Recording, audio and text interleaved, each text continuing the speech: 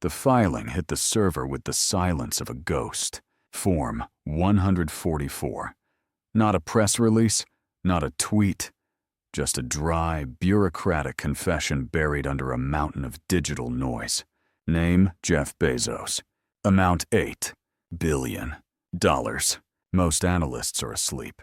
The algorithms are already skimming the headline, spitting out the usual corporate restructuring excuse to keep the retail investors calm. They see a billionaire cashing out for a rocket hobby. But zoom in. Look at where the money didn't go. It didn't go into Blue Origin's R&D. It didn't sit in Treasury bonds.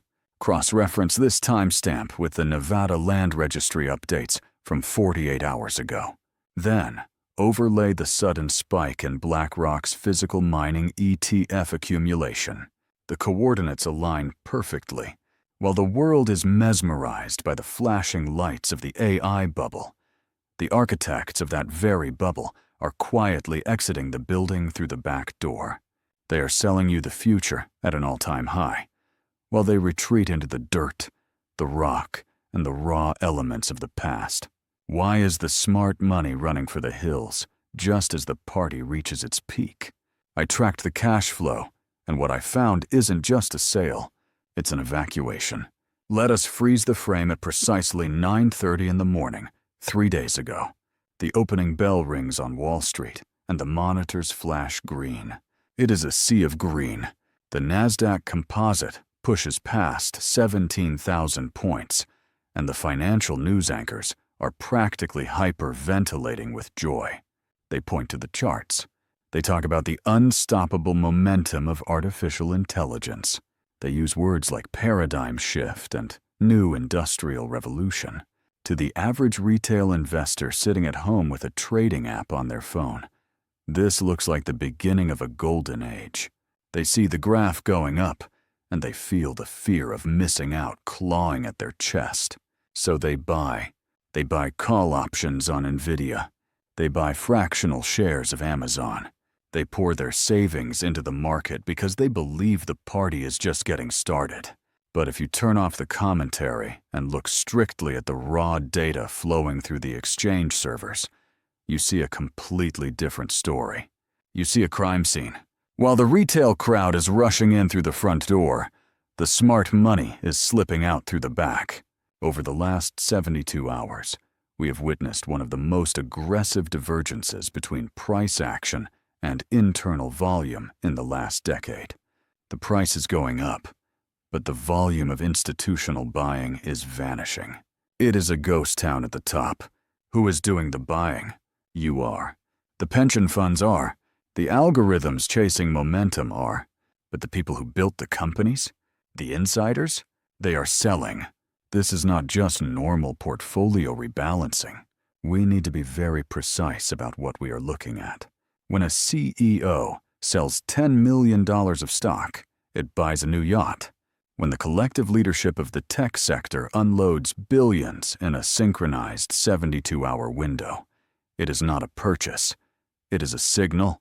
It is the evacuation alarm ringing at a frequency that only the wealthy can hear. Jeff Bezos did not just wake up and decide he disliked owning Amazon. He looked at the same macroeconomic indicators that I am about to show you, and he realized that his own stock was priced for a perfection that does not exist. He is selling the dream to you at an all-time high, and he is taking cash. But here is where the narrative gets twisted. Turn on the television right now. Go to any major financial news website. What is the headline explaining this sell-off? They tell you he is funding his space exploration company. They tell you it is for philanthropy. They tell you it is tax planning. It is a comforting lullaby designed to keep you asleep. They want you to believe that this capital is simply moving from one visionary project to another. They want you to see a billionaire reaching for the stars. But I pulled the property records and the shell company filings that never make it to the front page. The money is not going up into the stratosphere. It is going down. It is going into the dirt. We are tracking a massive flow of capital into land acquisition, holding companies in Nevada and mineral rights contracts in Africa. Think about the absurdity of that for a second. We are told that we are living in the digital age, where data is the new oil and software eats the world. We are told that the future is in the cloud. Yet the man who owns the biggest cloud infrastructure on the planet is panic buying physical Earth. He is buying dusty acres of scrub land and holes in the ground, thousands of miles away from Silicon Valley. Why? Because the media tells you AI is magic. But Bezos knows AI is energy. He knows it is copper. He knows it is lithium. He knows that without the physical resources to power the data centers, the cloud evaporates. He is front-running the resource war that nobody is talking about. Most people are content to consume the news exactly as it is served to them. They read the headline, they nod, and they go back to being the exit liquidity for the elite. They are tourists in the financial markets, snapping photos while the volcano smokes behind them. This investigation is not for them. I am compiling this dossier for the skeptics, for the people who feel a knot in their stomach when the consensus is too unanimous. If you are the kind of person who wants to see the wires behind the puppet show, you are in the right place. We are building a network of intelligence here that bypasses the noise. Confirm your presence. Align yourself with the signal. We are going to deconstruct the official story piece by piece. And I want you in the room when we find the smoking gun. Now, we have to confront the central paradox that is driving this entire investigation. This is the intellectual knot we have to untie. On one side of the scale, we have tech stocks trading at 50, 60, sometimes 100 times their earnings.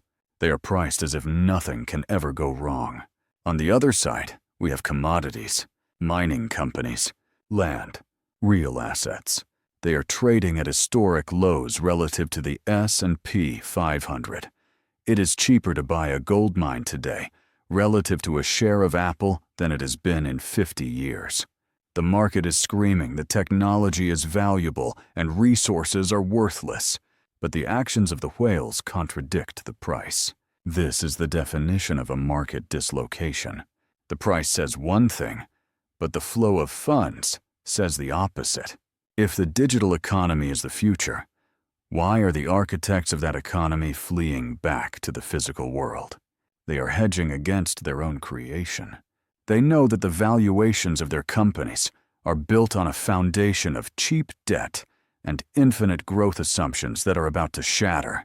They are swapping overvalued paper for undervalued hard assets before the rest of the world realizes the exchange rate is wrong. This brings us to the most disturbing question of all. If they are securing the lifeboats now, what do they see on the horizon that we do not? You do not sell the most valuable asset in the world unless you believe its value is about to change drastically. You do not buy remote land in Nevada unless you know that the supply chain of the future is going to break. We need to understand the mechanism of this exit. We need to look at how they are hiding their tracks. Because if you look closely at the transaction timestamps, you will see something that connects Bezos to a much larger, darker pattern involving the world's largest asset manager. The question is not just why they are selling. The question is, who is orchestrating the collapse? Let us walk over to the board and place the first red pin directly on the transaction logs of Amazon's founder. We need to strip away the celebrity gossip and look at this strictly as a forensic accounting exercise. When a corporate insider sells stock, they usually do it for liquidity. They need to buy a house, pay a tax bill, or divorce a spouse. Those sales are messy, random, and usually happen at market price. That is not what happened here. This was a surgical extraction. If you look at the filing structure, these sales were executed via a predefined trading plan known as Rule 10 B5-1. On the surface, this rule is designed to prevent insider trading accusations by setting sell dates in advance. But here is the detail the mainstream press ignores. The triggers for these sales were not dates. They were price targets. The algorithm was programmed to unleash a cascade of sell orders the moment the stock price touched a specific valuation, multiple that has not been seen since the dot-com bubble of 2000. This is what institutional traders call distribution. It is the deliberate, methodical offloading of risk from the informed minority to the uninformed majority. In the last 5 years, Bezos has sold stock periodically, but never with this velocity and never in this specific market environment. He is not just skimming off the top. He is liquidating the foundation. He is selling into the liquidity provided by the retail frenzy, handing over the bag of overvalued paper to pension funds and day traders while he secures the exit. Now we take a red string and pull it from Seattle, Washington, all the way to the high deserts of Nevada and the mining belts of Central Africa. This is where we place the second pin. The bunker. If you have $8 billion in cash, you have a problem. Inflation is the termite in the woodwork of wealth. You cannot leave that much money in a bank account, and you certainly cannot leave it in government bonds when the national debt is skyrocketing. You need a store of value that cannot be printed by a central bank. You need hard assets. The sudden acquisition of land rights and mining interests is not a hobby. It is a defensive maneuver against the devaluation of the currency itself. But here is where the plot thickens. Bezos is not acting alone in this pivot to the physical. We have detected a massive, anomalous spike in the accumulation volume of BlackRock's specialized natural resources, ETFs. These are funds that hold physical copper, uranium, and strategic land assets.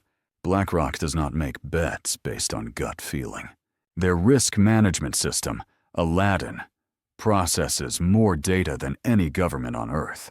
If Aladdin is telling BlackRock to overweight physical commodities and underweight technology for the first time in a decade, it means the risk models are flashing red.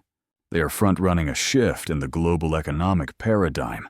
They are moving from a world where wealth is generated by code and brand value to a world where wealth is defined by who owns the atoms, who owns the lithium for the batteries, who owns the water rights, who owns the arable land. They are building a fortress of tangible assets because they know that in a financial storm, digital wealth can evaporate. But a copper mine in Nevada is eternal. We must now step back and look at the entire board. If this were just Bezos, we could call it an idiosyncratic anomaly. But connect the dots to the rest of the Magnificent Seven. Mark Zuckerberg, Jensen Huang, the executives at the very top of the food chain, are selling stock at the fastest pace we have ever recorded. This is the third pin, the coordination. It is not a conspiracy where they meet in a smoke-filled room and decide to crash the market. It is a herd behavior driven by the same data inputs. They all have access to the real-time consumption numbers. They see the slowing ad revenue before the earnings call. They see the terrifying capital expenditure costs required to keep the AI narrative alive. They know that the return on investment for these trillion-dollar valuations is mathematically impossible to sustain in the short term. So they are all rushing for the exit at the same time. This creates a phenomenon known as the liquidity window. Right now, the window is open because the public is buying. But these insiders know that the window is closing. Once the momentum shifts, that liquidity will vanish, and selling $8 billion of stock will become impossible without crashing the price by 40%. They are getting out while the door is still unlocked. The synchronization of these sales is the single most bearish signal in modern financial history.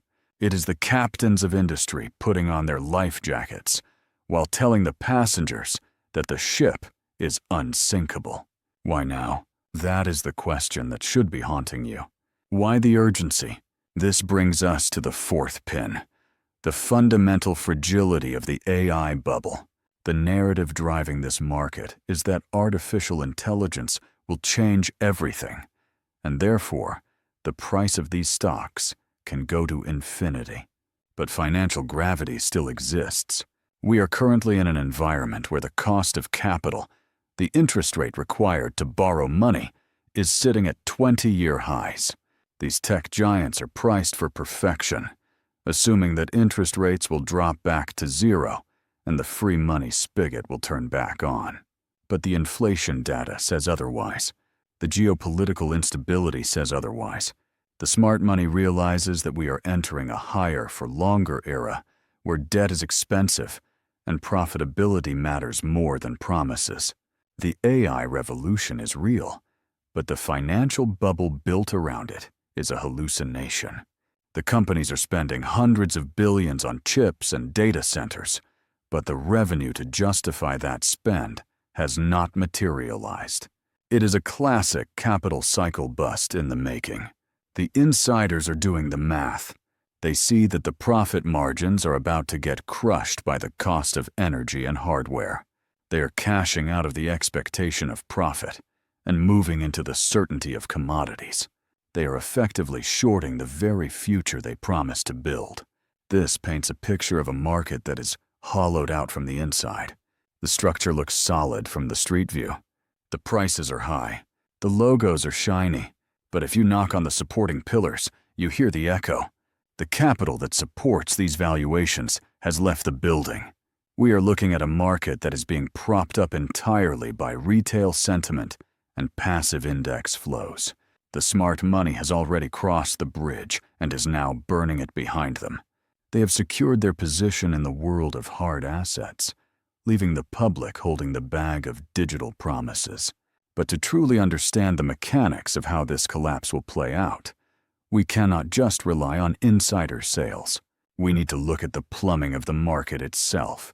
We need to go deeper into the technical indicators that are screaming a warning that nobody is listening to. There is a specific divergence in the bond market that has predicted every recession since 1970, and right now, it is doing something that should terrify anyone with a 401k. Let me show you the chart that proves the clock has already run out. Turn off the news feed. It is a distraction. To understand the crime, we have to ignore what the suspects are saying and look strictly at the fingerprints they are leaving on the furniture. We are going to conduct a forensic audit of the market structure itself. I want you to look at this chart on the screen. This is the on-balance volume indicator, or OBV. In the world of financial forensics, price is the alibi, but volume is the polygraph. Price can be manipulated with a few well-timed high-frequency trades to paint a pretty picture for the evening news, but volume represents the actual exchange of assets. It represents the weight of money moving through the system. Now look closely at what has happened in the last 72 hours. The Nasdaq index, represented by this white line, is pushing higher. It is making new highs, but look at the yellow line below it. That is the OBV. It is crashing. It is pointing straight down into the basement. This is what we call a bearish volume divergence. In simple terms, the price is rising, but the participation is vanishing. The fuel tank is empty, yet the speedometer says the car is accelerating. How is that possible? It is possible because the market makers are walking the price up on thin liquidity to trigger the stop-loss orders of short sellers and to suck in the retail FOMO crowd. It is a hollow rally. It is a ghost town. When you see price go up while the smart money volume goes down, it is the mathematical definition of a trap. It is the kiss of death. The whales we tracked in the previous segment are not just selling. They are stepping away from the buy side entirely, letting the retail investors bid the price up against themselves before they pull the rug. But the evidence gets darker when we leave the lit exchanges and step into the shadows. You might think that the stock price you see on your phone is the real price. It is not. Nearly 40% of all trading volume in the United States now takes place off-exchange in what we call dark pools. These are private forums where institutional investors can trade large blocks of shares without revealing their hand to the public market until after the trade is executed. It is the VIP room where the real deals happen, and we are not invited. However, they cannot hide everything. We can track the FINRA dark pool short volume data. This is the thermal signature of the heat in the room. I pulled the data for the major tech ETFs and the semiconductor giants for this week. The short volume ratio in the dark pools has spiked to levels we have not seen since late 2021. Think about what that means. On the public exchange, everything looks bullish. But in the private dark pools, the institutions are aggressively shorting these exact same stocks. They are hedging their downside risk because they know the valuation is unsustainable. They are selling to you in the daylight and betting against you in the dark. This is not investing. This is a controlled demolition of the retail portfolio. They are building a net short position that will pay them a fortune when the index collapses, effectively ensuring their exit strategy at your expense. I need to pause here because this specific data point is staggering. When I look at a dark pool short interest spike of this magnitude, combined with the insider selling we discussed earlier, my instinct screams that the fix is in. But I want to check my own bias. I want to perform a sanity check with you. Look at these numbers. Am I being too paranoid? Am I seeing a conspiracy where there is just standard institutional hedging? Or are you seeing the same thing I am seeing? A calculated setup for a rug pull? I want you to go down to the comments right now and tell me, are these just prudent risk management moves by big banks? Or is this the smoking gun of a market top? Give me your verdict. I need to know if we are reading this crime scene the same way. Now, let us zoom out from the minute-by-minute trading data and look at the motive. Every crime needs a motive, and in financial markets, the motive is always reversion to the mean. History does not repeat, but it rhymes. And right now the rhyme is deafening. I want to overlay two specific data sets on the board. The NASDAQ 100 index versus the Bloomberg Commodity Index. This is the ratio of stuff that exists on a screen versus stuff that you can drop on your foot. Tech versus resources. Code versus copper. For the last 10 years, this ratio has blown out to the upside. We are currently sitting at a level that is statistically 3 standard deviations above the historical mean. The last time the gap between technology valuations and commodity prices was this wide was in March of 2000. We all know what happened next. The dot-com bubble burst, destroying trillions in paper wealth, while oil, gold, and industrial metals began a bull run that lasted for a decade. This is not magic, it is gravity. When capital gets too concentrated in one sector, it inevitably flows to the underinvested sector to restore balance. The chart is telling us that technology is priced for a utopia that has not arrived, while commodities are priced for an apocalypse that will not happen. The whales know this. This is why Bezos is buying mines. He is playing the mean reversion. He is selling the overvalued asset to buy the undervalued asset. It is the ultimate arbitrage trade. He is betting that the ratio is about to snap back. And when this rubber band snaps, it does not do it gently. It snaps with violence. It means a potential 30 to 50% drawdown in the NASDAQ, simultaneous with a massive repricing of energy, metals, and agriculture. This brings us to the final piece of technical evidence, the trigger mechanism. We have seen the volume dry up. We have seen the dark pool shorts pile up. We have seen the historical ratio stretch to the breaking point.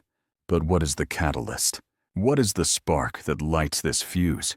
The charts are telling us that the market is fragile, but fragility alone does not cause a crash. You need an external shock. You need a reason for the liquidity to freeze completely. And if you look away from Wall Street and turn your eyes toward the geopolitical supply chains that feed these tech companies, you will see that the shock is not a matter of if, but when. The graphs on my screen are just lines. But the reality on the ground, in the regions supplying these raw materials, is a ticking time bomb.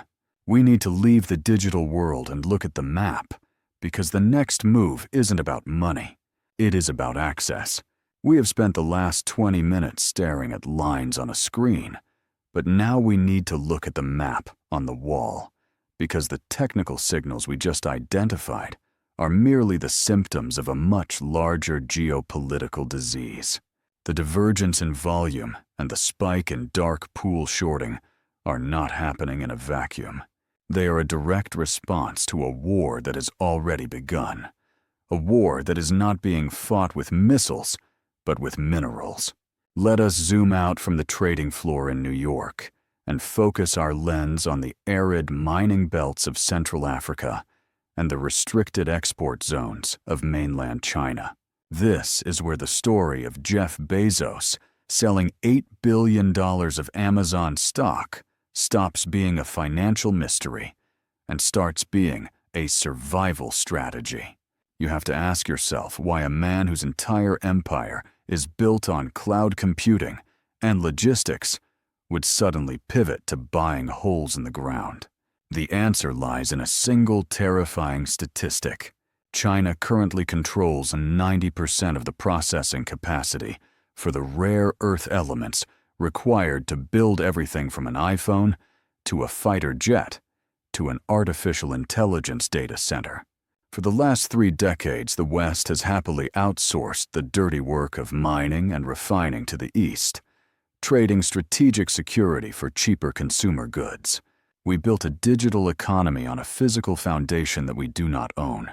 But now the geopolitical tectonic plates are shifting. Beijing has already started restricting the export of gallium and germanium, the 2 critical metals needed for high-speed semiconductors. This is a chokehold. It is a warning shot. The titans of Silicon Valley see this blockade coming. They know that their trillion-dollar valuations are effectively zero if the supply chain for the raw materials is severed. When Bezos liquidates tech stock to buy mining rights, he is not looking for a return on investment in the traditional sense. He is buying supply chain sovereignty. He is bypassing the public markets, bypassing the London Metal Exchange, and going directly to the source. He is securing his own private stockpile of the periodic table, because he knows that in a world of deglobalization, the only thing that matters is what you can physically hold in your hand. The rest of the market is blindly buying NVIDIA calls, assuming the chips will keep flowing, while the insiders are quietly acknowledging that the semiconductor war is about to turn the tech sector into a stranded asset. But there is a second, even more dangerous layer to this geopolitical web, and it hits closer to home than a mine in Africa. It hits directly at the currency in your pocket. We have to talk about the elephant in the room that the Federal Reserve is trying desperately to hide.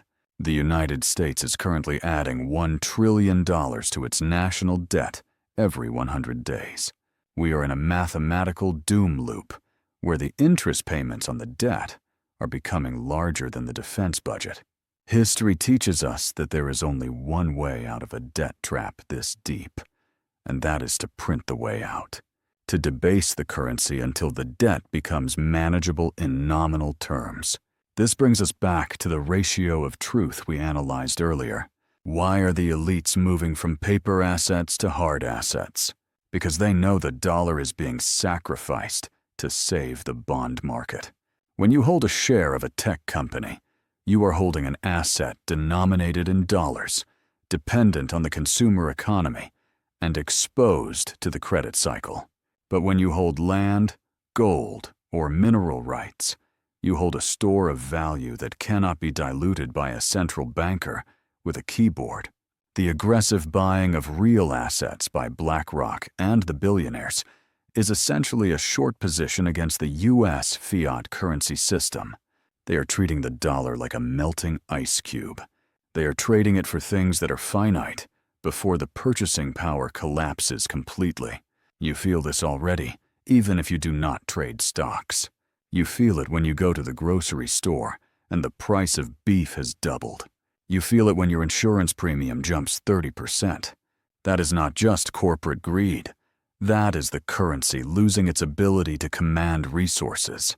The wealthy are building an ark of hard assets to float above this flood of liquidity, while the average person is left clinging to a 401k, filled with paper assets that are losing real value every single day. The stock market might go up in nominal terms, just like the stock market in Venezuela or Zimbabwe went up. But in real terms, in terms of how many barrels of oil or ounces of gold you can buy, the crash has already begun. This accumulation of land and resources by the ultra-wealthy signals a terrifying shift in the structure of our society. We are moving away from democratic capitalism and sliding back toward a form of techno-feudalism. In this new era, the divide is not between the rich and the poor. It is between the rentiers and the renters, the class that owns the physical world, the land, the energy, the minerals, the data centers. Will extract rent from the class that owns nothing. Jeff Bezos transitioning from the CEO of a retail company to a landlord of essential resources is the ultimate symbol of this shift. He is positioning himself as a lord in the new feudal structure. Think about the implications of the BlackRock housing strategy, buying up entire neighborhoods to turn them into rental colonies. Combine that with the control of the mineral inputs for the digital age. They are closing the loop. They are creating a closed ecosystem where they own the ground you stand on and the silicon chips you use to work. The exit we are tracking is not just about avoiding a stock market crash. It is about establishing a dynasty that survives the collapse of the current credit cycle. They are pulling up the drawbridge. They are securing the castle, and the millions of retail investors who are currently celebrating the new highs on the NASDAQ are simply the peasants dancing outside the walls, completely unaware that the gates have already been locked and the winter is coming. The pieces are all on the board. We have the technical divergence showing the smart money fleeing. We have the insider selling confirming the lack of faith in the future growth. We have the geopolitical chokehold on resources threatening the very existence of the tech sector. And we have the monetary debasement forcing a flight to hard assets. It is a perfect storm, a convergence of 4 different crises into a singularity of financial destruction. But there is one final variable we have not discussed. One final trigger that turns this precarious situation into a kinetic explosion. It is the one thing the algorithms cannot predict and the billionaires cannot control. And it is staring us right in the face. We have arrived at the verdict. We have dissected the anomaly of the insider selling. We have mapped the flight of capital into hard assets. And we have exposed the geopolitical noose tightening around the neck of the technology sector. Now we need to synthesize all of this into a single, operational framework for how you survive what comes next.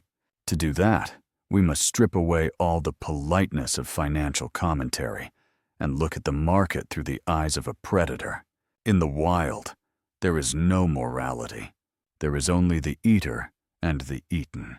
The stock market is no different.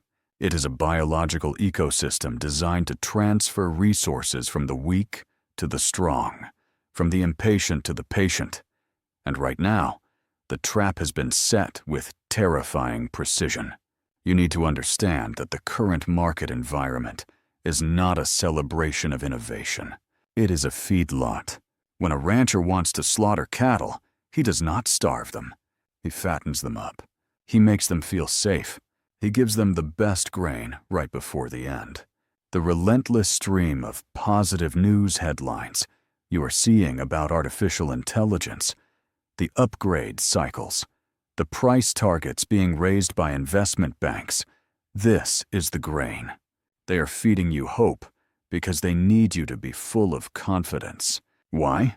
Because a whale cannot exit a position of this size in a quiet market. If Jeff Bezos tries to sell $8 billion of stock when everyone is scared, the price collapses instantly. He needs buyers. He needs liquidity. He needs you.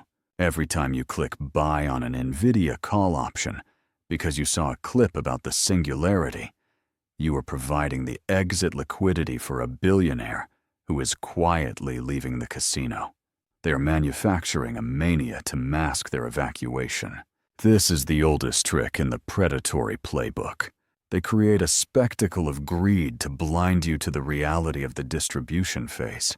The tragedy is that the average investor walks into this trap willingly. You have been conditioned for the last 15 years to believe in a specific set of rules that no longer apply. You have been trained like a Pavlovian dog to buy the dip. Since 2008, every time the market dropped, the Federal Reserve stepped in, printed money, and pushed prices back up. It worked because inflation was low and resources were cheap. You learned that fear is an opportunity. But this muscle memory is now your greatest weakness. The predator knows you will try to catch the falling knife because you think it is just another game. But this time, the central bank cannot save you. They cannot print more money to fix a supply chain breakage in Africa. They cannot lower interest rates when inflation is burning through the economy. The rules of the game have changed from a cycle of liquidity to a cycle of scarcity. When you see the NASDAQ drop 10% in the coming weeks, your instinct will be to rush in and buy the discount. That is exactly what the smart money is counting on. They need you to step in and hold the heavy bags while they complete their transition into gold, land, and energy. Do not be the hero who tries to save a collapsing structure. In a structural bear market, buying the dip is not investing. It is financial suicide. The predator waits until the prey is exhausted. They wait until the hope is completely extinguished. We are nowhere near that point yet. The crowd is still euphoric. The crowd still thinks this is a pause before the next leg up. This optimism is the final signal that the slaughter is about to begin. So where does that leave you? It leaves you with a binary choice. You can continue to be the prey, grazing on the news feed, reacting to every shiny object, and ultimately serving as the meal for the institutional class. Or you can decide to evolve. You can decide to adopt the logic of the predator. This means doing exactly what Bezos is doing, not what the media is telling you to do. It means looking at your portfolio and asking yourself what is real. What do you own that actually exists in the physical world? If the power goes out, if the internet goes down, if the dollar loses 30% of its value overnight, what do you hold?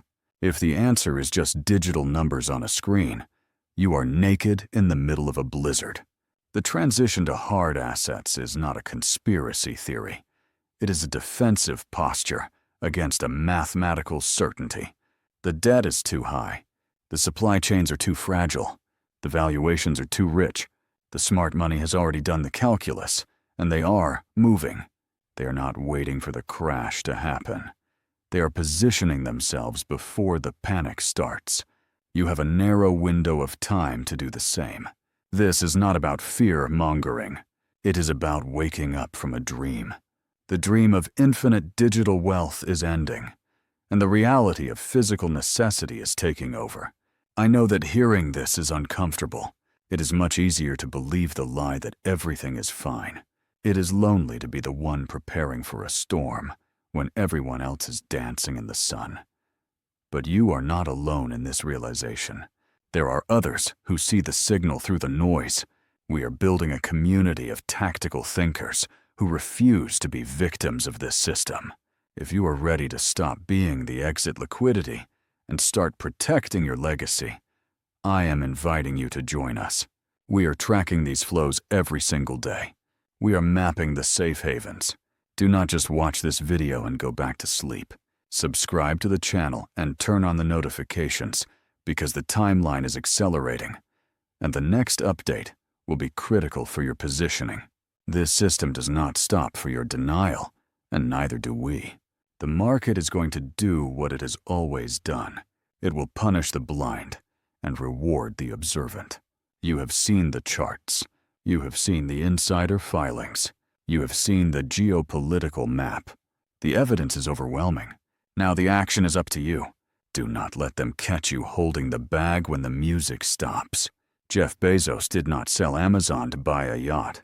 He sold the peak of the digital illusion to buy the bedrock of the physical reality. Bezos didn't buy a mine to dig for gold. He bought it to bury the paper money you're still holding. Think about that.